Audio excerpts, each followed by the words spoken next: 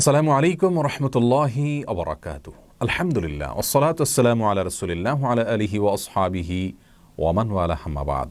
সুপ্রিয় দর্শক শ্রোতা ভাই বোন, সম্প্রতি ডিভিসি নিউজের একটি পুরাতন ভিডিও ক্লিপের অংশ বিশেষ অনলাইনে ব্যাপক হারে ছড়িয়ে পড়েছে। এবং এই যে আসসালামু আলাইকুম আপনি খেয়াল করে দেন, ভেরি ইন্টারেস্টিং। আগে আমরা ছোটবেলায় আসসালামু আলাইকুম বলছি, এটাকে এখন আপনি দেখবেন যে একটা middle class, educated middle class, তারা খুব স্ট্রেস দিয়ে আসসালামু আলাইকুম, এটা এই পুরো বিএনপি জামাতের এই মাসলার মধ্যে শেখানো হয়েছে। কিংবা আল্লাহ হাফেজ, যে খোদা হাফেজ আমরা বলতাম খুব সহজ, এটা আল্লাহ হাফেজ, এগুলো দিয়ে কিন্তু একটা ডিসকোর্স তৈরি করা হয়েছে। সেখানে ঢাকা বিশ্ববিদ্যালয়ের একজন প্রফেসরকে বলতে শোনা গেছে তিনি ইসলামের অত্যন্ত গুরুত্বপূর্ণ অভিবাদন এবং পরিভাষা নিয়ে আপত্তিকর মন্তব্য করেছেন। তিনি বলতে চেয়েছেন যে অশুদ্ধ এবং বিকৃত উচ্চারণে আসসালামু আলাইকুম যদি কেউ বলে তাহলে সেটা সঠিক, এবং আসসালামু আলাইকুম এভাবে শুদ্ধ এবং সঠিক উচ্চারণে যদি কেউ বলেন তাহলে সেটি বিএনপি জামাত বা জঙ্গিত্বের লক্ষণ নাকি। তেমনিভাবে কেউ খোদা হাফেজ না বলে আল্লাহ হাফেজ বললে সেটাও নাকি জঙ্গিত্বের লক্ষণ।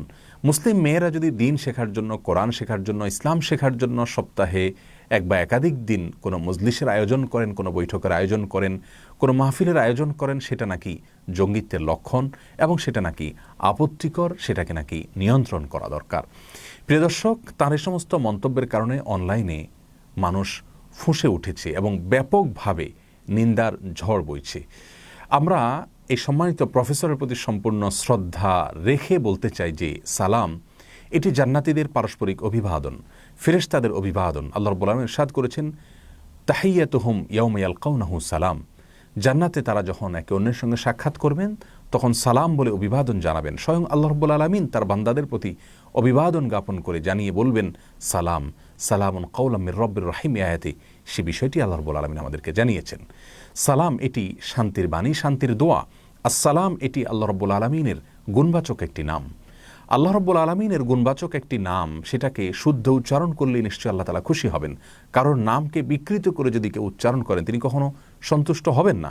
অতএব আসসালাম এভাবে বললে আল্লাহ তাআলা খুশি হবেন। আসসালামু আলাইকুম বা এভাবে বিকৃতভাবে যদি বলা হয় সন্দেহাতীতভাবে সেটি আল্লাহর অসন্তুষ্টির কারণ হবে।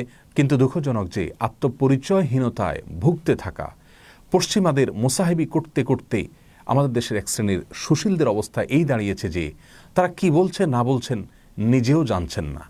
ইসলামের এত সাধারণ একটি বিষয় যেটি যে কোনো মুসলিম মাত্রই জানার কথা, সে বিষয়টুকু পর্যন্ত একজন বিশ্ববিদ্যালয়ের শিক্ষক জানছেন না, অথচ তিনি ইসলাম এবং জঙ্গিবাদ নিয়ে তুলনামূলক আলোচনা করছেন বিভিন্ন টিভি চ্যানেলে ঘুরে ঘুরে। এটি আমাদের জন্য অত্যন্ত লজ্জাস্কর এবং অত্যন্ত দুঃখজনক। প্রিয় দর্শক, একজন বিশ্ববিদ্যালয়ের শিক্ষক যেখানে বিশুদ্ধ উচ্চারণের প্রতি আহ্বান করার কথা, সেখানে তিনি বিকৃত উচ্চারণকে অ্যাপ্রিসিয়েট করছেন, সেটাকে তিনি সমর্থন করছেন, সাপোর্ট করছেন। আবার শুদ্ধ উচ্চারণকে তিনি জঙ্গিবাদের সাথে তুলনা করে সেটাকে তিনি দোষারোপ করে বেড়াচ্ছেন। কোন অবস্থাতেই তার এই উক্তি গ্রহণযোগ্য নয়, বরং এই উক্তির জন্য তার ক্ষমা চাওয়া উচিত এবং লজ্জিত হওয়া উচিত এবং এই মূর্খতাসুলভ মন্তব্য থেকে তার ফিরে আসা উচিত। প্রিয় দর্শক, আমাদের সমাজে কেউ যদি বিশুদ্ধ উচ্চারণে ইংরেজি বলতে পারে আমরা তাকে স্মার্ট বলি। বিশুদ্ধ উচ্চারণে ইংরেজি বলা যে সমাজে স্মার্টনেস, সে সমাজে বিশুদ্ধ উচ্চারণে আরবি বললে কেন জঙ্গিবাদ হতে যাবে? এই ডাবল স্ট্যান্ডার্ড তো কোনো অবস্থাতেই একজন বিবেকবান মানুষের কাছে কাম্য হতে পারে না। প্রিয় দর্শক, ওয়াজ মাহফিল সাধারণত মাঠে হয়ে থাকে। মাঠের প্রোগ্রামে যদি কোনো বক্তা ভুল কিছু বলেন সেটাকে এক শ্রেণীর মিডিয়া যেভাবে প্রচার করে থাকে, সেটা নিয়ে অ্যানালাইসিস করে থাকে। একজন বিশ্ববিদ্যালয় শিক্ষক যখন মিডিয়ার বুকে চেপে বসে মূর্খতাসুলভ মন্তব্য করছেন, ইসলামের অবমাননা হয়, আল্লাহর নামের অপমান হয় এমন কথা বলছেন, এবং যে বিষয়ে তিনি কিছুই জানেন না সে বিষয়ে পণ্ডিতের মতো একের পর এক জ্ঞান দিয়ে যাওয়ার অপচেষ্টা করছেন, সে বিষয়ে মিডিয়াগুলো নিজেদেরকে আসামির কাঠগড়ায় দাঁড় করাবেন কিনা? মাহফিলের কোনো বক্তার ভুল বক্তব্যের কারণে যদি ঢালাওভাবে ওয়াজ মাহফিলের সমালোচনা করা যায়, তাহলে মিডিয়ায় বসে ভুলভাল, হাস্যকর, আপত্তিকর এবং ইসলাম বিদ্বেষী মন্তব্য করার কারণে খোদ মিডিয়া ঢালাওভাবে নিজেকে আসামির কাঠগড়ায় দাঁড় করাবেন কি? সে প্রফেসর সাহেব ইতিমধ্যে তার ফেসবুক আইডিতে একটি পোস্ট করেছেন এবং সেখানে তিনি তার বক্তব্যের ব্যাখ্যা দিয়েছেন।